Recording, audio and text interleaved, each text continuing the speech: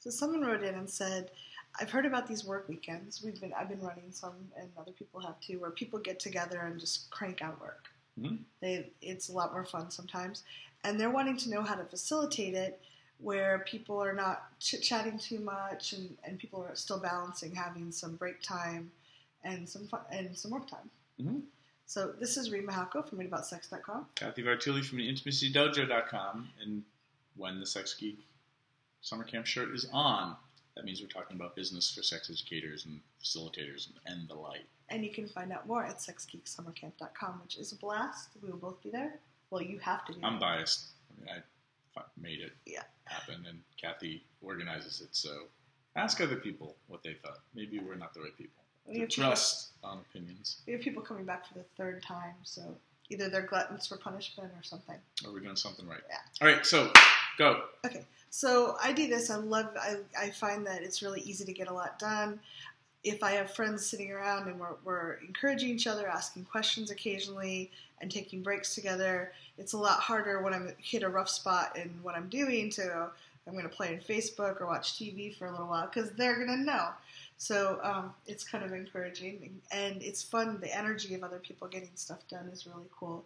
But there can be problems sometimes when people start chit-chatting about other things, or we start, when you're around really cool sex geeks, we're doing cool stuff, you want to balance productivity with sharing and connecting. So that can be hard. I usually like to establish ground rules in the beginning, and I actually have a safe word. So if I feel like What's your safe word for work days? Get back to work. Okay. It works. People remember it. Mine would be what Dwayne Johnson, The Rock, does at the gym, which is he screams, "Focus!" Like when people are taking pictures and stuff of him when he's working out, he's like, "Focus!" So we agree that any of us can say, hey, I need a break. Mm-hmm. And I like to have, in my space, there's places people can go take a break by themselves if they want. But we usually have breaks every hour or so, just to get up, stretch. Yeah, I mean, Brendan Bouchard is one of the people that we like in the informational world, runs a high-performance academy weekend, and a lot of the productivity hacks that people like Brendan or Tim Ferriss or Dave Asprey, a lot of info marketers will talk about productivity and how to leverage it. The design principles that would work well in a work day would be every 45 minutes, there is a quick break to do a whole like Qigong kind of exercise like Brendan talks about. And what we're doing is we're leveraging what we know about most people's brains and physiologies and where you start to lose productivity, but more importantly, over a 4 or 5 hour day, things that you do those first couple of hours help you in the long run. Mm-hmm. So take a break every 45 minutes to get up and shake and let out some sound. Make sure that people are staying hydrated well, and create a culture where people can hold themselves accountable, and make sure that you take meal breaks and things like that, so that people can go outside and get a walk and get some food, and then create a structure where people can refocus on what they're going to do. Oftentimes, you can be very specific about what you're going to be working on, so that people are working on similar things, and set people up to win. The last piece I'm going to say is if you're going to hold work days, you hold work days for the stuff you need to work on. Do not hold a work day for the things everybody else needs to work on. Be selfish and be focused, and then train everybody else how to run their work days for themselves where they're being selfish and everyone can be focused. And then you'll have some diversity, so you also don't end up being the only person running work days, which will eventually feel like a burden. You'll burn out and the whole thing falls apart. That's my advice.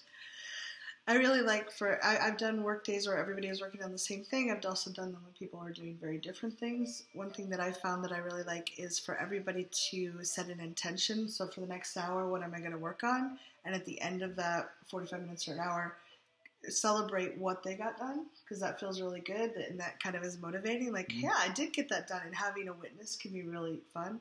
And then making sure that you have really juicy things. It's not just work. I have a hot tub here. We order a nice lunch.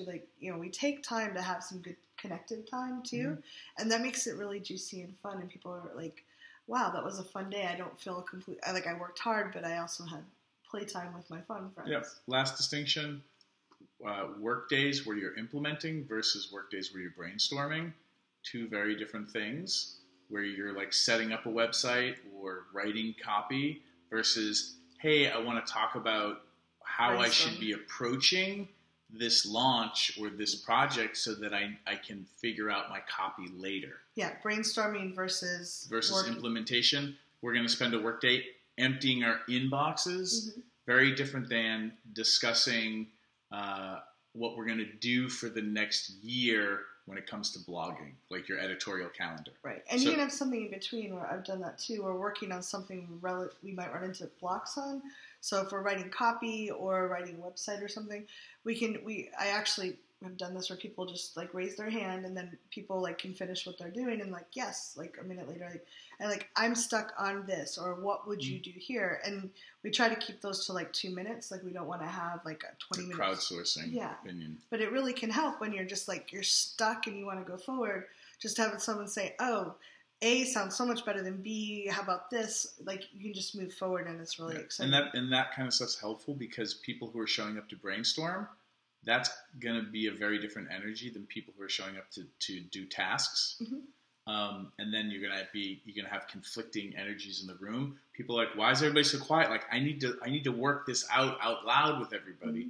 So that's why I would make those distinctions. There's probably 3 or 4 other distinctions, but we're done. Yeah, let us know what you think. If you have ideas or suggestions. And invite us to your work days, people. Yeah. We're alone here. Come on. Why is it always up to us? Man, the worst part about being a martyr is nobody understands. He's been practicing that for days. I always wanted to use that one. Comments.